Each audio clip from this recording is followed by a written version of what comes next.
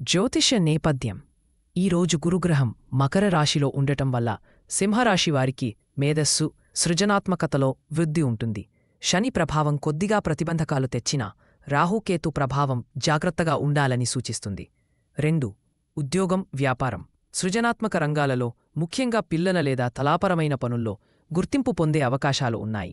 పట్టుదలతో పనిచేస్తే మంచి ఫలితాలు వస్తాయి. డబ్బు, ఆర్థిక స్థితి.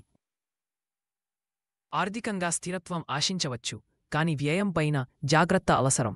అనవసర ఖర్చులు తగ్గించడం మంచిది. 4. సంబంధాలు, కుటుంబం.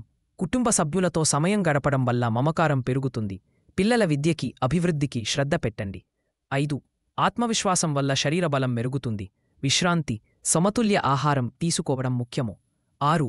ఈ రోజుకు శుభకార్యం, పరిహారం, పుష్పదానం, జ్ఞానదాత గురువుగారికి ప్రార్థన చేయడం, కృతజ్ఞతాభివ్యక్తి ద్వారా దివ్యశక్తులు సమీతిస్తాయి. 7. ముఖ్య నిర్ణయాల కోసం, అత్యవసర వైద్య, చట్ట, ఆర్థిక నిర్ణయాలకు ఈ సూచనలను మాత్రమే ఆధారంగా చేసుకోకండి. ప్రతి సందర్భంలో నిపుణుల సంప్రదింపు తప్పనిసరి. ఈరోజు మీ సృజన